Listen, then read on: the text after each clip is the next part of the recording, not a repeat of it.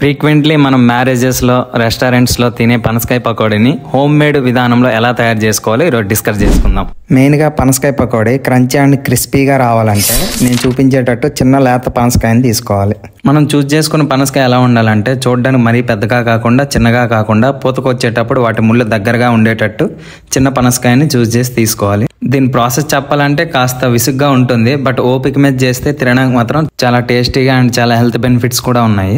దీంట్లో చాలా rich nutrients and A, C and B complex అనే విటమిన్స్ కూడా ఉంటాయి. అంతేకాకుండా దీంట్లో అధికంగా ఫైబర్ ఉంటూ బ్లడ్ లో షుగర్ లెవెల్స్ కంట్రోల్ చేస్తూ ఇమ్యూనిటీ పవర్ కూడా పెంచుతుంది. అలానే విటమిన్ ఏ ఉండడం వల్ల స్కిన్ అండ్ హెయిర్ కూడా చాలా బెనిఫిట్స్ ఉన్నాయి. వెజిటేరియన్స్ అండ్ వీగన్స్ దీన్ని చాలా వరకు ప్రోటీన్ గా కూడా యూజ్ చేసుకోవచ్చు. దీనిలో అధిక మొత్తంలో ప్రోటీన్ కూడా లభిస్తుంది. ఇక మేకింగ్ ప్రాసెస్ కి వస్తే దీనిపైన మొత్తం పొట్టంతా ఇలా తీసేసుకొని ఇలా చిన్న చిన్న పీసెస్ గా కట్ చేసుకొని ఒక బౌల్లో తీసుకోవాలి. మెయిన్ గా దీని మధ్యన ఉన్న కాండాన్ని అయితే తీసి పడేసేయాలి. దీన్ని అయితే యూజ్ చేస్తే చాలా చేదుగా ఉంటుంది, సో ఇది వేస్టేజ్ గా తీసేసేయాలి. మెయిన్ గా దీనికి కావాల్సిన ఇంగ్రీడియంట్స్ అన్ని స్టెప్ బై స్టెప్ చెప్తా, ఒక్కొక్కటి నోట్ చేసుకోండి.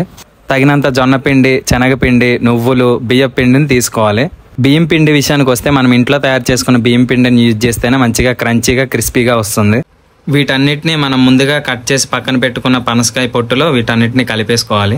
తర్వాత మన స్పైసీ లెవెల్కి సరిపడేంత కారం వేసుకోవాలి. తర్వాత తగినంత ఉప్పు, వాము, జీలకర్ర, హాట్ వాటర్ వేసి మంచిగా మిక్స్ చేసుకోవాలి.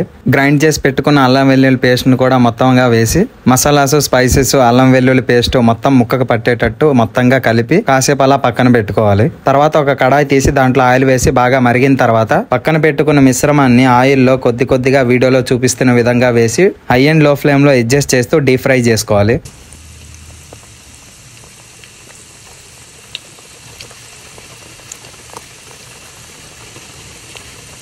ఇలా డీప్ ఫ్రై అయిన తర్వాత ఆయిల్ లేకుండా మొత్తాన్ని తీసి పక్కన బౌల్లో పెట్టుకోవాలి. పనసకాయ పకోడీని క్రంచీ క్రిస్పీగా చేసుకునే విధానం అయితే ఇది. మీరు కూడా ఇలా ఎప్పుడైనా ట్రై చేసి ఉంటే మీకు ఎలా కుదిరిందో కామెంట్ సెక్షన్లో కామెంట్ చేయండి.